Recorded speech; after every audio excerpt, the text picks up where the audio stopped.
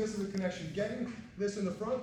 I like to actually still grab a closed circle before I swim in for the arm. But once I swim in, I'm basically going to catch her elbow.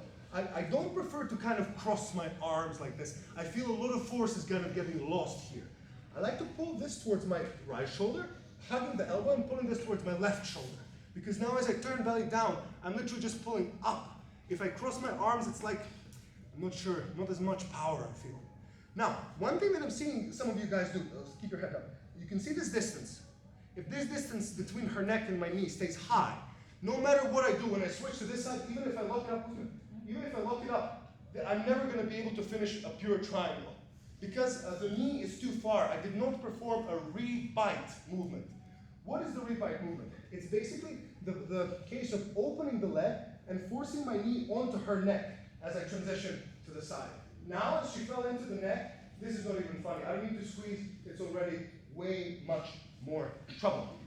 Now, guys, the thing with this system is that it's constantly stacking. So as one of the components fail, we're able to keep the trail and still go in a different line and just keep it going. So now, if you guys had trouble with the triangle, we're going to go for two variations. For beginners, we're focusing on the armbar. For the advanced guys, please feel free to go for the Americana. Beginners, if you would like to try the Americana too, please be my guest. The only thing is I want you to stay super conscious of the mechanics. Don't just twist the arm, it's all about getting the full rotation. I'm going in, basically getting to my spot, and I figured out that I've kept a shit connection, and I've gone into my shit. Now, I cannot finish her from a triangle. Oh, one more thing. If I land in this position and I cannot block my legs because, for example, my hips are too low, this sometimes happens. I will never go like to lock here. I will always perform a small shrimp to get that shoulder out before I perform my lock, right? From here, even if she goes anywhere, it's already in trouble. She can't, pretty much. Now, what she can do is actually start turning belly down. If she goes this way, now it's going to be extremely difficult to finish a proper triangle mechanics on the neck. But look at this arm. It's basically a gift waiting for me. Even if she holds it together, I'm going still the same, all the way into the veins. And now look, instead of going like a double grip, I'm going to go, this hand is going to pull up to the wrist, and I'm climbing, putting the elbow behind me.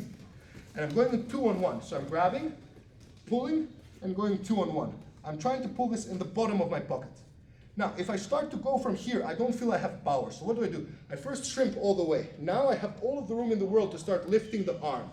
What's beautiful is that I don't extend the arm because now I can't twist it.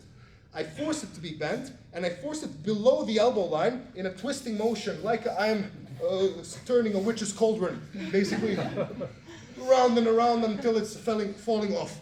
So 2-on-1, shrimp. Why am I sprawling? If I don't sprawl, it's hard to go, right? But as I sprawl fully, I've created the room so that I can start going. If you cannot go, you can also go 2-on-1 variation. Push the elbow and pull the arm. It's also going to cause a huge amount of trouble.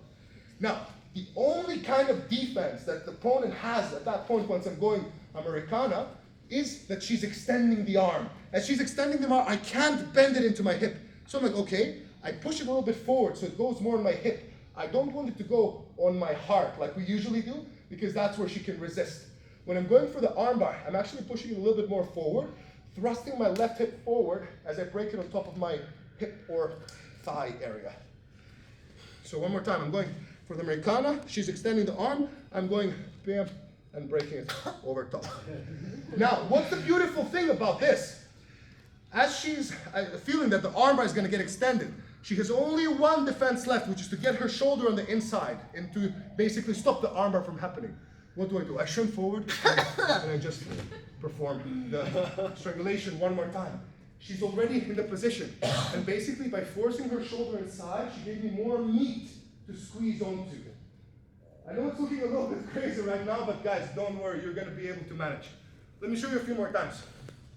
So, we're in the same position, but we basically got a ship triangle lock. Oh yeah, we need to break the hands open. Yeah. She's not turning, twisting, not letting